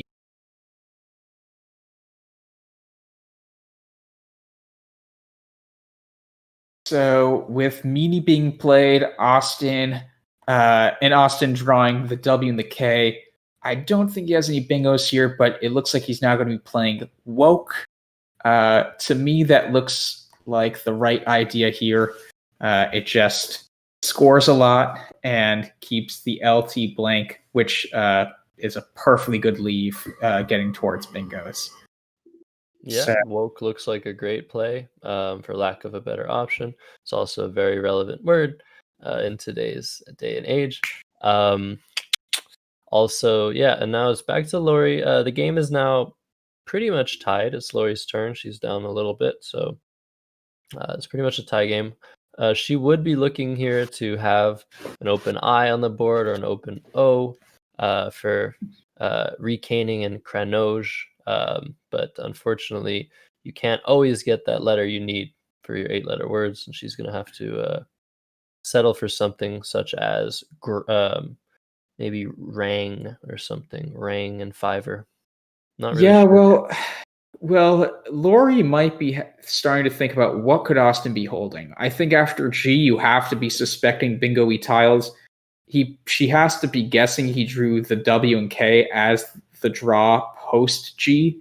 So I could even see her doing something like can.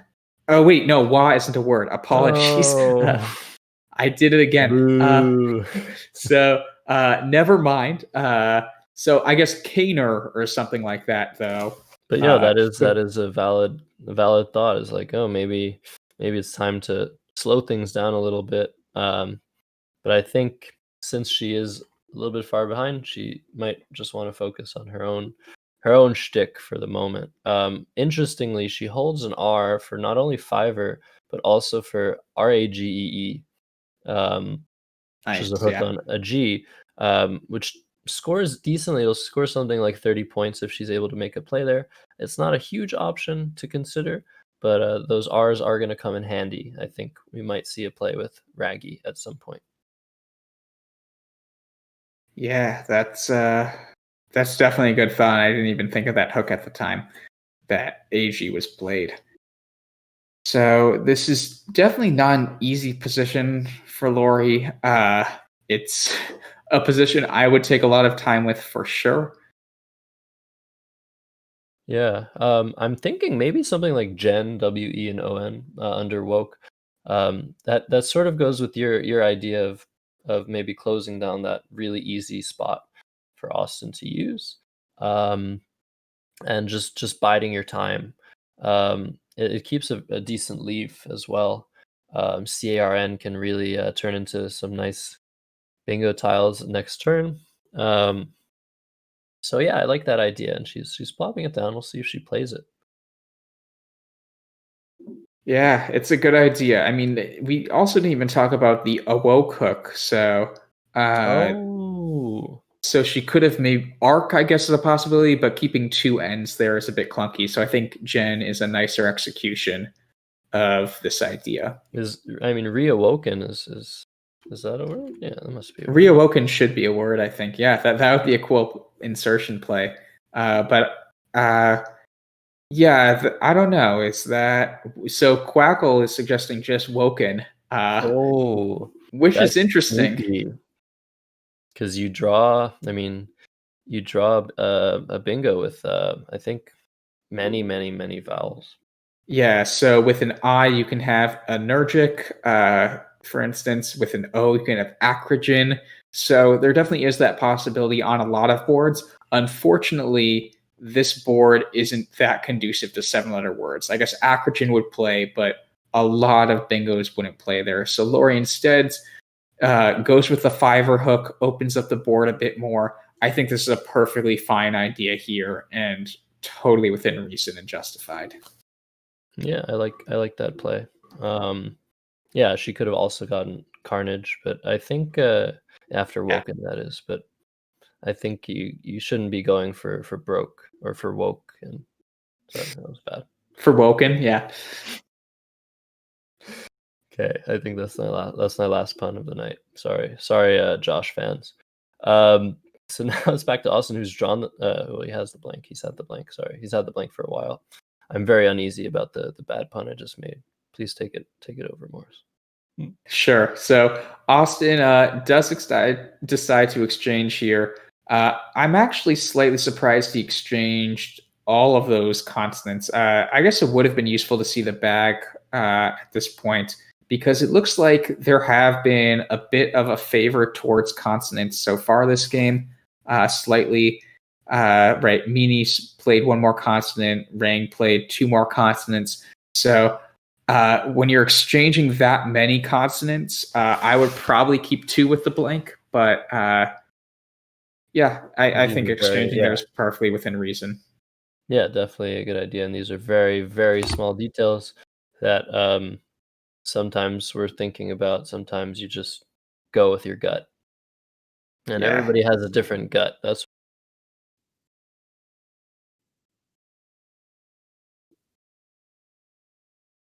So Austin is now putting down elicited, and that will be a nice score. Although LAURIE has taken a bit of a lead because Austin exchanged in between. So LAURIE's going to be right back in this, especially because she has Anforce now through the E in elicited that Austin just put down. So nice find, Morris. I did not see that. So it looks like LAURIE will take the lead again shortly if she sees the bingo. I think this is a very good Scrabble word to learn. There are all these roarse words: extrorse, introrse, antrorse. There are probably more that I'm not even thinking of. Those come up pretty often. This isn't going to score that much. Elicited also didn't score that much, but a bingo is a bingo is a bingo, as we say. And we can see Austin, again, drawing those heavy scoring tiles. He's going to be able to come right back and retake the lead. Yeah, and so this will definitely be because Laurie also drew tiles that have some synergy and scoring opportunities. So my guess is for the next few turns, we'll see the score rotate back and forth. Basically, Austin will slightly go up, Laurie will go up by a bit more. Austin will respond back, Laurie will respond back. And so at this point in the game, that's a great spot to be in from a viewer and commentator's perspective. Definitely a bit nerve-wracking from a player perspective, though. What did I tell you about spoilers, Morris? Like, you shouldn't spoil the next few turns of the games. Anything can happen. That's true. That's true. So Austin is looking like he is thinking about Joe keeping extra as a leaf. Yeah, that seems like a good idea. I mean, the J is kind of the clunkiest tile with all those others, and so it's a really high-scoring option for him. He might be trying to think about, could he play the J and set up the X simultaneously? That would be a really cool idea. I'm trying to see if there's any plays like that right now. It's tough. Yeah, are you seeing anything, Josh, in that? Oh, that's what I'm zone? looking for. Where's Jackson Smiley when we need him, the setup king of this tournament? That would be really cool. Setup plays are just a really phenomenal display of Scrabble knowledge. What we're talking about when we're saying setups is creating a huge spot for a tile that you have on your rack, hoping that your opponent won't block that spot next turn. So I don't see really anything that Austin can do to do that, but that's definitely what you want to be looking for in these positions where it's a close game and you're trying to take a lead. Oh, yeah, and he's playing a word that we've already seen once, so Josh will be happy. Pattern recognition. Yeah, so for team pattern recognition, we can make a hashtag out of that. Hashtag team pattern recognition. Get some pattern hype in the chat. Yeah, so with that, he's it's a nice scoring play, and I definitely think it's the right idea here to be scoring that. And he keeps his X, which is always a plus. So not a bad idea at all. Yeah, I really like that play.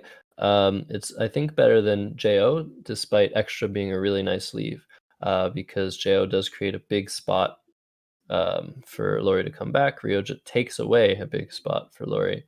And with Austin's X, he's going to be able to score like 40 points next turn. If you drew even the U tile, which we were talking about, which there, I think, still all four of them unseen to both players, he would have had XU next to Rang for 52 points, that big X bomb that everybody fears or loves when they get it themselves.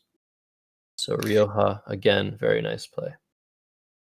Yeah, and Laurie actually would have had maybe down from Joe if Austin decided to go with Joe. So we can even see in practice kind of the value of playing this play that takes away a spot instead of opens up another spot.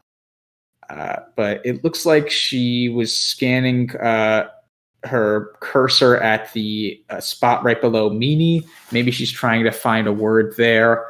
It's close to a lot of things. What are you looking? Is she considering Mange? Or no, wait, that isn't the word. What am I? It's what's she thinking there? I don't know what Laurie's thinking. I just saw in the chat someone mentioned that she's close to job names, which is very funny. Very good memory of her high score of 230 points in her, I think, 700 plus point game in a tournament. So maybe she wants to play off her L and her Y and go for that. Instead, she's looking at Lomi. Good play, scores a lot of points. Yeah, there's tons of options here. I mean, she has a very balanced rack. She can play 2 vowels, 3 consonants, 1 vowel, 2 consonants. She probably wants to play the Y. Many close options here. I think that's a very defensible play. Yeah, and it blocks one of Austin's best X spots, if not his actual best X spot. So it could be a Creates a key better one, decisive move. Yeah, you're saying detox is a possibility there. Yeah, that's that can hurt definitely after a play like Lomi. Yeah, maybe we're gonna see Austin go on a diet after this one. Yeah.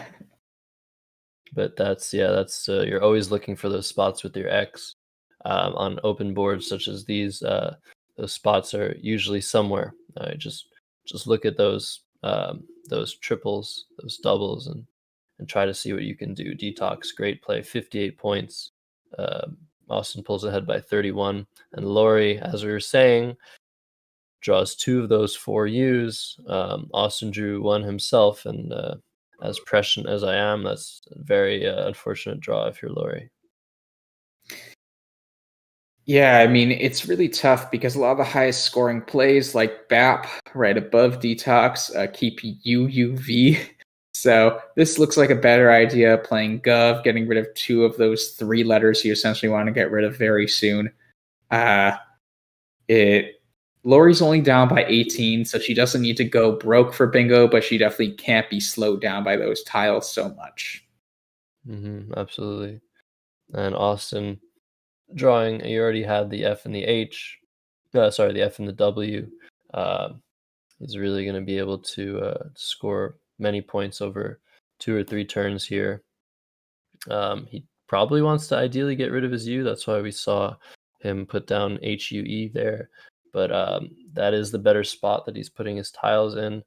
But what a great suggestion of woeful in that spot that you had FAW, WOFUL.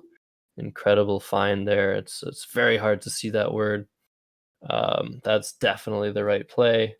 We'll see if Austin takes the time and manages to see that Wharf. Also a phenomenal score of 42 points. But yeah, woeful for sure is the play here. Yeah, although if he plays Wharf, he's in pretty good position too. And woeful, it's not always easy to look for that sort of thing. Seeing a 5-letter word ending in UL, it's not super common, but he's playing it now. Wow. What a great find. Not yet. Okay, you think he's going for WAF? Okay. There you go. I was worried there that he wasn't going to see that U there, but that's by far the best play. That might be even a game-winning play. No spoilers. We don't know. LAURIE obviously is still struggling here. There's still a lot of game to be played. She's going to be looking to get rid of her junk and get a bingo very soon here, because now she's down by 65 points.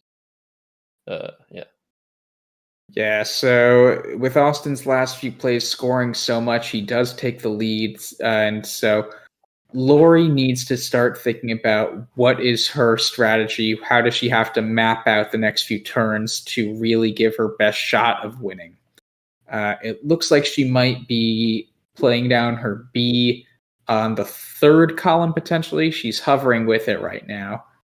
Maybe she wants to try to open up the 2nd column of the board. We will see.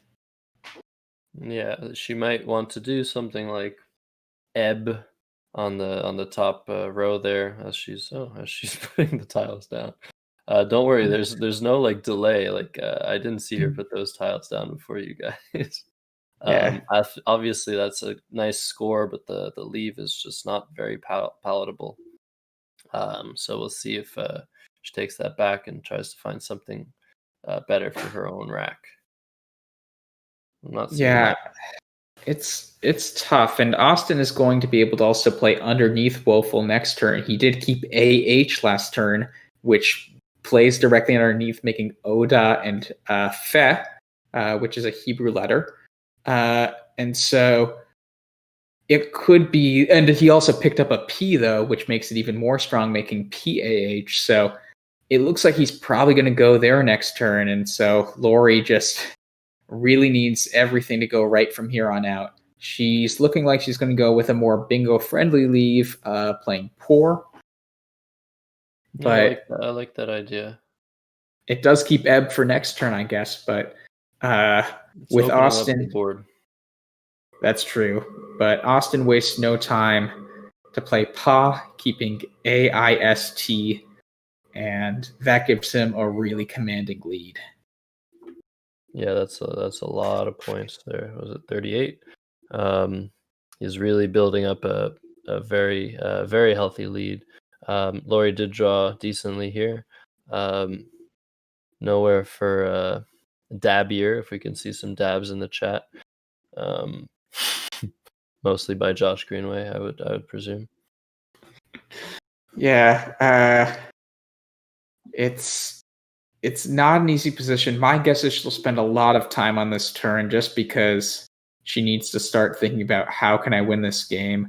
Although she plays Ebb pretty fast, she's looking at the pool, seeing how many E's there are. If I had to guess, we saw from her perspective there are 2 left. We see that one of those is on Austin's rack. So the E is such a key tile for bingoing. Especially if you want to use the P or the V on and go all the way down to the triple. That's often a really necessary tile. So she didn't pick up the E this time, which doesn't help her, but she might just think I need to just score the points after a play like that. She's done a fantastic job of keeping the board alive. Her play of Gov, her play of Poor, really separating the space on the board, so that later on she can have playable bingos. Austin is really on easy street, as we say here, with his tiles. He's just looking to score well and defend. And shout is not a play suggested because it gets rid of the S, which is a very valuable tile, but as you can see in the bottom there, HAUTE, haute, like haute cuisine is an option that scores a bit less, but maintains keeps that S on Austin's rack, which it's not necessarily the best board for an S, but the S is always a really good tile you can use for scoring, for blocking, and for bingoing. Yeah, what are your thoughts there, Josh? I actually kind of liked his first play of Ho. I think AEIST is just so powerful, especially with basically any constant in the bag here. If you draw, you're in pretty good shape. Definitely. What are you thinking? In these contexts, I mean, he is a really good rack. He's ahead by 50 points as his turn. Plays like Ho are very good. He can just draw anything next turn and the game will be over. But when he doesn't, that's what he has to be thinking of. How do I lose this game? I might lose this game by taking a few less points, and she bingos and I don't draw anything and I only have 1 point tiles. So I'm actually really liking the idea of haute or shout here, to score a bit more, block a bit more. But he goes for it, and we'll see what happens. What does he draw? UT. That might be good enough. Situate is on that rack, but I don't see anything else. Yeah, I'm not seeing anything right away. But if you're Laurie here, you have to be a bit nervous after a play like Ho, just because you're looking at the bag. You might be thinking Austin could have. If you're looking at Quackle, excuse me, you can see that the blank is still out. You can see 2 S's out. Come on, Morris. You know you want to say it. And what's the top suggested play here? Yeah, okay, Josh. Rioja could come down again. That's amazing. It's probably not a good play. Air is a great play, I'd say. Keeps everything open. She draws. Oh, okay. So she draws that's overlay, good. And she draws. Wow, I'm rusty. I forget if there's any bingos through the P there. But overlaid could come down. That might not be enough. But Austin's going to. Oh, is he trying something? Yeah. Yeah. But yeah, I mean, overlaid is very unlikely to be blocked, so this is really a good chance for Laurie to maybe jump back into it. However, it's not a great bingo. It scores in the 60s. As we can see, Austin is ahead by more than 60, 71 to be precise. and he might actually find this play that's being suggested of Juddy's. Does that take a? No, it doesn't take a T. Juddy's does not work. So Juddy's for 32 points from the J and Rioja will shut down that V and will score as much as Austin can hope to score without emptying the bag. And look, he's seeing it, and that's going to be disastrous for LAURIE if he makes that play. It blocks overlaid. It scores too many points, and if he presses enter, this might be it. Yeah, wow, that's a huge game swinger. Yeah, Juddy's is basically the only play there that can block overlaid. I guess you could make a play with sends, but very few plays even could come close to blocking overlaid, and Austin happened to have the one that does. So I think there are 2 tiles left in the bag now for LAURIE. Let's try to figure out what she could even do as a strategy here. So we see that Quackle suggesting getting rid of things like the O just because relayed is such a great leave. We need to be thinking bigger here. She needs to have a high enough point bingo as an option that Austin can't automatically know to block. Definitely. So, yeah, what she's looking for here is a bingo in 2 spots that's going to score enough points. It's pretty hard to imagine that's even possible here, but when you're in LAURIE's position, you have to just exhaustively go through anything you can do. She might want to play 2 tiles and give Austin full information, so long as she draws that bingo in 2 spots. Thinking something maybe from the P and from the A and to the A in Rioja, so from the P in Poor and to the A. So she's probably looking at maybe drawing the blank. It's really a matter of really looking at the possibilities of what she can do, scoring as much as possible this turn, and hoping that her bingo next turn will be enough to win. yeah, it's tough. I mean, what words even go to the end? Right, ending in A. What 8-letter words does she even have in that sort of realm of possibilities here with the bag unseen to her? And you're putting me on the spot. I'm not seeing anything. I think, so. yeah, I mean, I think it's really a matter of drawing the blank. I don't see anything without drawing the blank. But I think she needs to draw maybe C blank, and maybe get like alopecia or something. Or that would work? Yeah, that would work if she plays off RD. Yeah, that's a good idea. Yeah, I think Austin picked up the C, but the blank is still in the bag. So LAURIE actually really could, if she does find the right sequence. We're not seeing it right now, but if she does find it, it could be in the cards for it to actually draw and come into fruition. So we see a suggestion by Rafi, another top player, of just playing Woker and RE. Woker being a newly added word to the dictionary, and going for the word palinode from the P in Poor, and hoping that Austin somehow doesn't manage to pull the win off. Maybe doesn't block palinode, doesn't score that many points, and maybe that's her best chance here. But yeah, it's really looking dire. Yeah, that's interesting. I feel like Austin's going to go in that area almost automatically next turn. I feel like the move has to be, you have to try to think about a bingo ending to the A, because he's almost never going to block that here. I guess if you're only playing 1 tile off. If you're playing 2 tiles off, yeah, you need to find something that fits in multiple spots. But if you're only playing 1 off and not emptying the bag, that would be the strategy. But I'm just not seeing anything right away that can even do that with just 1 tile. Yeah, there's a suggestion of playing off the O, going for Praedial, Praedial. That's another option, and it looks like she's thinking of that. But once again, I mean, Austin would have to just score almost no points here, and she doesn't draw into Praedial.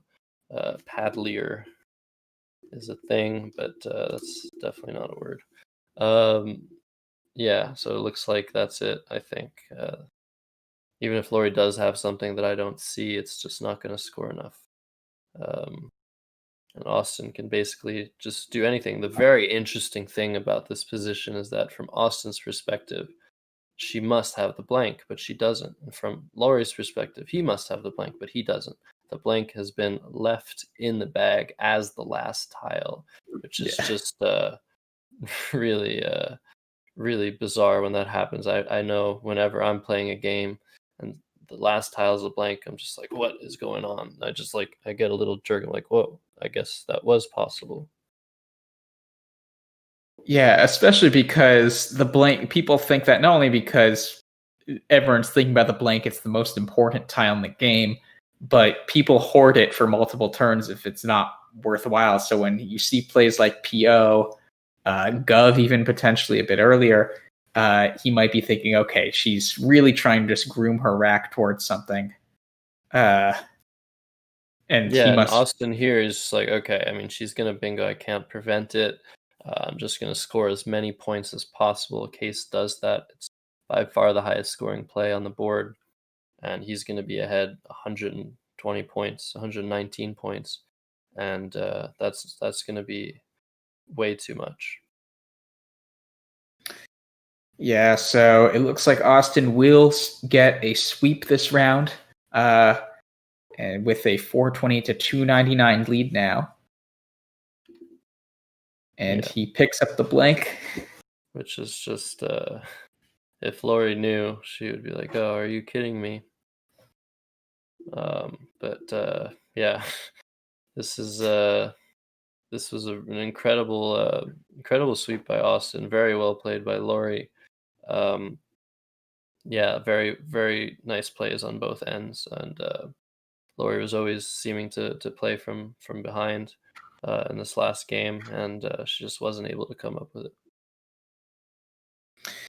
Yeah, just the tiles were just a few tiles away sometimes, and like even when she got something overlaid, Austin just had the perfect blocking play right before. I've definitely been there in tournaments. It's always a bit frustrating when that happens, but we even saw from the start of the first game, she saw landward right away. She really showed kind of her just bingo prowess and just ability to find big plays. Absolutely. Beautiful play landward. Like she saw it almost instantly. While we are waiting for the players to finish up, just a reminder to like and subscribe to the YouTube channel. We are the North American Scrabble Players Association. If you want to learn how to play in tournaments, go to scrabble.zone/info. Who knows, maybe you're going to be the one playing Antforce in your next game. Also, a reminder to put your phone up to scan the QR code at the bottom right of your screen to download Scrabble GO. If you want to play Scrabble on your phone, that is the app for you. Finally, we are playing for two charities this tournament. The Dolly Parton Imagination Library, which donates books to kids prior to attending school, no matter what level of income, all throughout the U.S., and the North American Scrabble Players Association Foundation for Youth Literacy, which helps bring word games, strategy, teamwork, all that sort of stuff to kids through word game play. And just Austin is just finding a word he wants to play here. Pinang is, you see that green, that means that's a valid word, and that'll be the end of the game and the end of the match. Congratulations to Austin. And commiserations to Laurie. Very well played on both sides. So Austin, you will see him again on Saturday in our second semifinal matchup. We have finished all 4 quarterfinal matches, and we are really excited to, these next 2 days, bring our 2 semifinal matches. As a reminder, tomorrow we are going to be starting an hour earlier at 7 p.m. instead of 8 p.m. That's because we are doing best of 7 series from here on out instead of best of 5 series. We'll see if we actually get to 7 games. It could be a lot of Scrabble coming up, but if these players continue to play like they have been playing, I think anyone here would want to see 7 games. I agree wholeheartedly. With that, we will thank, and also Josh Sokol will be with us tomorrow again to fill in for commentary. So same time, same channel, same pretty faces again this time, since Josh is going to be there. And so just a final set of thank yous. Thank you to Will Anderson and Christian Kay, who are producing this event. And if you like the look and just professionality that comes with this broadcast, you got to thank them. Also, Josh Greenway has been a huge help on that end. All the interstitial content you're seeing and all of the player videos and stuff that are being interspersed throughout the stream, that was all Josh Greenway's brainchild, and he's been a huge help in kind of getting that sort of player access. Thank you to Judy Cole and NASPA for helping out with all of the sort of higher level details of this and bringing on Scopely. Thank you to Scopely for allowing them to use our app and helping sponsor this event and giving two very worthy causes a good sum of money. And thank you to our players, finally. We've now seen all 8 play. We're sad to see 4 go, but we're excited to see the 4 remaining continue to battle it out. Lastly, thank you to my commentator, Josh Sokol. We will see you again tomorrow. Josh, do you have any thoughts about tomorrow's match of Cecilia Lay versus Jason Keller? Oh, I mean, I'm going to be tuning in for sure because I'm going to be commentating. So it's going to be a great match. I mean, all these matches were great. I really hope it goes the distance. I know you've been working really hard, Morris. Everyone behind this event has been working really hard, but honestly, we just want to see more Scrabble. And with that, we will see you tomorrow.